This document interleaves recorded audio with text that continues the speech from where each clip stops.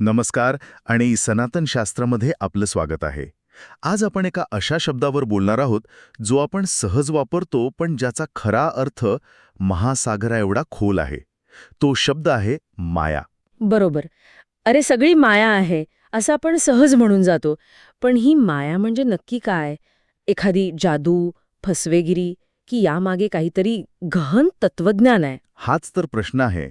आपण ज्या जगात जगतोय ते खरं आहे की फक्त एक एक लांबलचक स्वप्न? आज आपण याच रहस्याच्या मुळाशी जाणार आहोत. चला तर मग थेट शास्त्रांमध्येच डुबकी मारूया आणि बघूया की माया नक्की आहे तरी काय. नक्कीच. आणि यासाठी आपण उपनिषद आणि अर्थातच गीतेचा आधार घेऊया. उत्तम. चला तर मग सुरुवातच मूळ व्याख्येने करूया. शास्त्र माया या शब्दाला डिफाईन कसं करतं? याची सर्वात स्पष्ट आणि अधिकृत व्याख्या श्वेताश्वतर उपनिषदात सापडते. त्यात एक श्लोक आहे, मायाम तु प्रकृतीम विद्यान मायीनम तु महेश्वरम. थांबा, हे खूप इंटरेस्टिंग आहे. मायाम तू प्रकृतीम विद्यात म्हणजे मायेला प्रकृती समजावं. आपण तर मायेला इल्युजन किंवा भ्रम समजतो, पण प्रकृती म्हणजे नेचर, अ क्रिएटिव्ह फोर्स. हा तर पूर्ण दृष्टिकोनच बदलणारा विचार आहे. अगदी. हाच सर्वात मोठा गैरसमज आहे. माया म्हणजे निव्वळ भ्रम नाही, तर ती ब्रह्माची म्हणजेच त्या परमतत्वाची रचनात्मक शक्ती आहे. Creative power. आणि त्या श्लोकाचा पुढचा भाग म्हणतो, मायन तू महेश्वरम. म्हणजे त्या शक्तीचा स्वामी, तो जादूगार, स्वतः महेश्वर म्हणजेच परमेश्वर आहे. वाह, म्हणजे देव हा जादूगार आहे आणि ही दुनिया त्याची जादू आहे. पण मग एक प्रश्न येतो, या शक्तीमुळे आपण बंधनात का अडकतो? जर ही देवाचीच शक्ती आहे तर ती आपल्याला त्रास का देते? कारण या शक्तीची दोन कामं आहेत. शास्त्रात याला आवरण आणि विक्षेप शक्ती म्हणतात. आवरण? हां, आणि विक्षेप.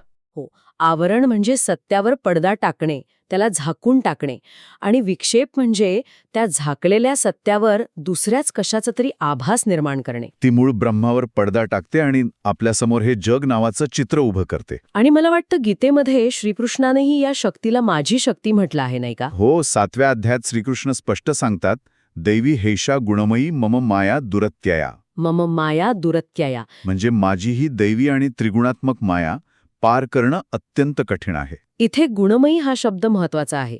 ही माया सत्व, रज आणि तम या 3 गुणांच्या धाग्यांनी विणलेली आहे आणि याच धाग्यांनी ती आपल्याला या संसारात बांधून ठेवते. हे त्रिगुणांचं मॉडेल खूपच आकर्षक आहे. म्हणजे सत्व, रज, तम हे फक्त व्यक्तिमत्वाचे प्रकार नाहीत, तर ही ती दोरी आहे ज्यानी माया आपल्याला बांधून ठेवते. याचं एखादं सोपं उदाहरण आहे का, जे आपल्याला रोजच्या आयुष्यात दिसे? नक्कीच.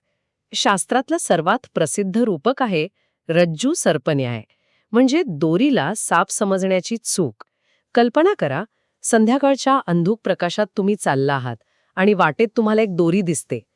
क्षणभर तुम्हाला ती दोरी नसून साप आहे असा भास होतो.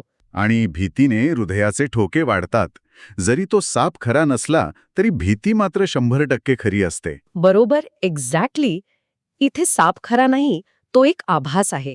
ही आहे मायेची विक्षेप शक्ती.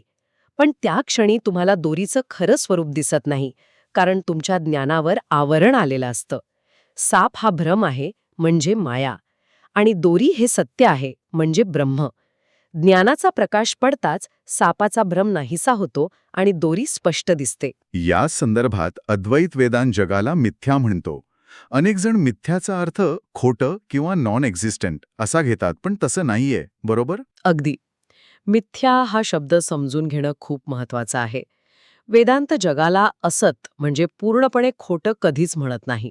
मिथ्या म्हणजे जे पूर्णपणे सत्यही नाही आणि पूर्णपणे असत्यही नाही. जसं स्वप्न. हो, स्वप्न बघताना ते खरं वाटतं की नाही? त्यात सुख, दुःख सगळं असतं. पण जागं झाल्यावर कळतं की ते खरं नव्हतं. पण त्याचा अनुभव मात्र खरा होता. जग हे त्या स्वप्नासारखं आहे. ते अनित्य आहे म्हणजे बदलणारं, न टिकणारं आहे. अच्छा. म्हणजे मायेचा खरा खेळ हा नाही की जग अस्तित्वात नाही, तर मायेचा खेळ हा आहे की ती आपल्याला या बदलणाऱ्या नश्वर जगालाच कायमस्वरूपी सत्य मानायला लावते. परफेक्ट. यालाच शास्त्र अध्यास असं म्हणतं. अध्यासा म्हणजे एका वस्तूवर दुसऱ्या वस्तूचे गुणधर्म लादणे. जसं आपण दोरीवर सापाचे गुणधर्म लादतो तसंच आपण आपल्या खऱ्या आत्मस्वरूपावर या शरीर मनाचे गुणधर्म लादतो. हाच मायेचा मूळ खेळ आहे. हे अध्यास आणि मिथ्याचं स्पष्टीकरण प्रामुख्याने शंकराचार्यांच्या अद्वैत वेदांताशी जोडलं जातं, नाही का? पण मला वाटतं की वेदांतातले सगळेच विचारवंत यावर सहमत नव्हते. रामानुजाचार्य किंवा मध्वाचार्यांचा याबद्दल काय वेगळा दृष्टिकोन होता? खूप महत्वाचा मुद्दा आहे हा. वेदांताच्या वेगवेगळ्या शाखा मायेकडे वेगवेगळ्या दृष्टिकोनातून पाहतात. शंकराचार्यांच्या अद्वैत वेदांतानुसार माया ही अनिर्वचनीय आहे. अनिर्वचनीय, म्हणजे जिला शब्दात वर्णन करता येत नाही. बरोबर. ती सत्य आहे की असत्य हे शब्दांत सांगता येत नाही. तिच्यामुळेच एकच असलेलं ब्रह्म आपल्याला हे नाना रूपांचं जग म्हणून दिसतं. आणि विशिष्टाद्वैत? रामानुजाचार्यांच्या विशिष्टाद्वैत वेदांतानुसार माया ही भगवंताची खरी शक्ती आहे आणि हे जग म्हणजे काही भ्रम नाही, ते भगवंताच्या शरीराची एक वास्तविक अभिव्यक्ती आहे, अ रिअल मॅनिफेस्टेशन. जसं आपल्या शरीरातून केस किंवा नखं वाढतात, जी आपल्या शरीराचाच भाग आहेत, तसंच हे जग देवाचाच एक वास्तविक अंश आहे. म्हणजे त्यांच्या मते जग 100% खरं आहे. हो. आणि मध्वाचार्यांचा द्वैत वेदांत तर याच्याही पुढे जातो. ते म्हणतात की माया ही विष्णूची खरी शक्ती आहे आणि जीव, जगत आणि ईश्वर हे तीनही कायमस्वरूपी वेगवेगळे आणि सत्य आहेत.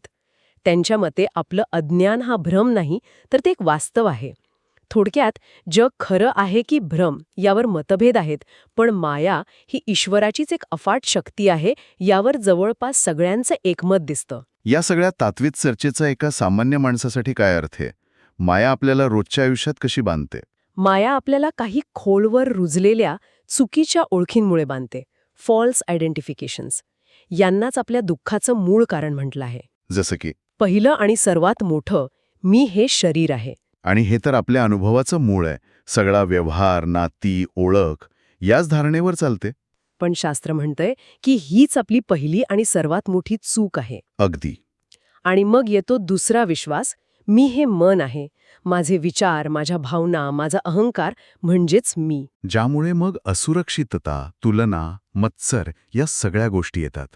म्हणजे माया फक्त बाहेरचं जग नाही, तर आपल्या आतली ओळख सुद्धा निर्माण करते. It's an internal identity crisis. बरोबर.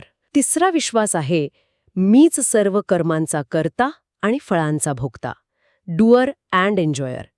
यातूनच मी केलं हा अहंकार आणि मला मिळालं नाही हे दुःख निर्माण होतं.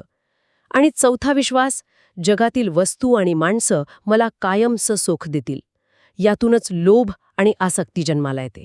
आणि या सगळ्याचा परिणाम म्हणजे ती एकटेपणाची, अपूर्णतेची भावना, की माझ्यात आणि या जगात किंवा माझ्यात आणि देवामध्ये एक अंतर आहे. तीच ही वेगळेपणाची भावना, द सेन्स ऑफ सेपरेशन, हेच मायेचं अंतिम उत्पादन आहे. आणि हीच भावना आपल्याला सतत कर्माच्या आणि दुःखाच्या चक्रात फिरवत ठेवते. बापरे, जर मायेची पकड इतकी घट्ट आणि इतकी सूक्ष्म आहे, तर यातून बाहेर पडण्याचा काही मार्ग आहे का? की आपण कायमचे या चक्रात अडकलो आहोत? नाही, मार्ग नक्कीच आहे. शास्त्र, विशेषतः गीता, यासाठी 2 प्रमुख मार्ग सांगते. पहिला आहे ज्ञानयोग, म्हणजे ज्ञानाचा मार्ग. म्हणजे पुस्तकं वाचून मिळवलेलं ज्ञान नाही, केवळ बौद्धिक ज्ञान नाही, तर विवेकबुद्धी जागृत करणे. नित्य काय आणि अनित्य काय, शाश्वत काय आणि नश्वर काय यातील फरक स्पष्टपणे ओळखणे. आणि शेवटी मी कोण आहे या प्रश्नाचं थेट उत्तर अनुभवणे. छांदोग्य उपनिषदातलं ते प्रसिद्ध महावाक्य तत्वमसी. तेच, तत्त्वम असि, ते ब्रह्म तू आहेस. जेव्हा साधकाला या सत्याचा साक्षात्कार होतो की मी हे शरीर मन नसून ते अविनाशी ब्रह्मच आहे, तेव्हा माया आपोआप विरघळून जाते. जसं प्रकाश येताच अंधार नाहीसा होतो तसं. पण हा ज्ञानाचा मार्ग मला वाटतं अनेकांना खूप कठीण आणि शुष्क वाटू शकतो. दुसरा काही सोपा मार्ग आहे का? हो, दुसरा मार्ग आहे भक्तियोग, म्हणजेच भक्तीचा मार्ग. हा तुलनेने सोपा आणि रसाळ मानला जातो. यात साधक स्वतःच्या बुद्धीवर किंवा प्रयत्नांवर अवलंबून न राहता ईश्वरी कृपेवर अवलंबून असतो. म्हणजे शरण जाणे. पण इथे एक व्यावहारिक प्रश्न येतो. शरण जाणे म्हणजे नक्की काय? फक्त प्रार्थना करणे की आपली सगळी जबाबदारी सोडून देणे? अनेकांना हा मार्ग निष्क्रियतेचा वाटू शकतो. खूप छान प्रश्न आहे. शरण जाण्याचा अर्थ जबाबदारी सोडणे नाही, तर कर्ताभाव सोडणे आहे. मी करतोय या भावनेऐवजी देव माझ्याकडून करून घेतोय हा भाव ठेवणे. श्रीकृष्ण गीतेत याच मार्गाबद्दल आश्वासन देतात. मामेव ये प्रपद्यन्ते मायामेतां तरन्ति ते. जे मला अनन्य भावाने शरण येतात ते माझी ही माया सहज पार करून जातात. इथे देव स्वतः त्या मायेच्या पलीकडे घेऊन जातो. या दोन मार्गांशिवाय कर्मयोग आणि ध्यान हे सुद्धा मनावरचा मायेचा प्रभाव कमी करायला मदत करतात असं मी ऐकलं आहे. नक्कीच, कर्मयोग म्हणजे फळाची अपेक्षा न ठेवता ईश्वराची पूजा म्हणून आपलं काम करणं. याने मी करता हा अहंकार कमी होतो. आणि ध्यान, मेडिटेशन तर मनाच्या पलीकडे असलेल्या साक्षीभावाला अनुभवण्याचा थेट मार्ग आहे. हे सगळे मार्ग शेवटी एकाच ठिकाणी पोहोचवतात, त्या चुकीच्या ओळखीला पुसून टाकणे. तर आजच्या या संपूर्ण चर्चेचं सार असं काढता येईल की माया हा काही शत्रू किंवा निव्वळ भ्रम नाही. ती ब्रह्माचीच एक क्रिएटिव्ह एनर्जी आहे जी हे विश्व नावाचं अद्भुत नाटक आपल्यासमोर उभं करते. बरोबर. आणि या नाटकात आपण स्वतःला एका पात्रापुरतं मर्यादित समजतो, हेच आपलं बंधन आहे. आणि ज्ञान किंवा भक्तीच्या मार्गाने आपण केवळ एक पात्र नसून या नाटकाचे मूळ लेखकच म्हणजे ब्रह्म आहोत हे ओळखणं हीच मुक्ती आहे. अगदी. आणि श्रोत्यांसाठी एक अंतिम विचार. शास्त्र मायेला केवळ एक तुरुंग म्हणून नाही, तर एक लीला किंवा क्रीडाभूमी म्हणूनही पाहते. ही एक अशी जागा आहे, एक प्लेग्राऊंड आहे, जिथे आत्मा शिकू शकतो, अनुभव घेऊ शकतो आणि शेवटी स्वतःच्या मूळ स्वरूपाचं, आपल्या घरी परत जाण्याचं स्मरण करू शकतो. किती सुंदर विचार आहे हा. म्हणजे ध्येय या जगातून पळून जाणे नाही, तर जगात राहूनही या खेळाला ओळखून आसक्तीशिवाय जगणे हे आहे. हो, मायेच्या या खेळात एक असहाय्य खेळाडू बनून न राहता साक्षी भावाने त्याचा आनंद घेणे हेच खरं ज्ञान आहे. अप्रतिम. जर मायेच्या या सखोल विश्लेषणाने तुमच्या मनातील काही प्रश्नांना उत्तरं दिली असतील आणि विचारांना एक नवी दिशा दिली असेल, तर ज्ञानाचा हा दिवा इतरांपर्यंतही पोचवा. आजच्या या चर्चेतील कोणता विचार तुम्हाला सर्वात जास्त भावला हे आम्हाला कमेंटमध्ये नक्की सांगा.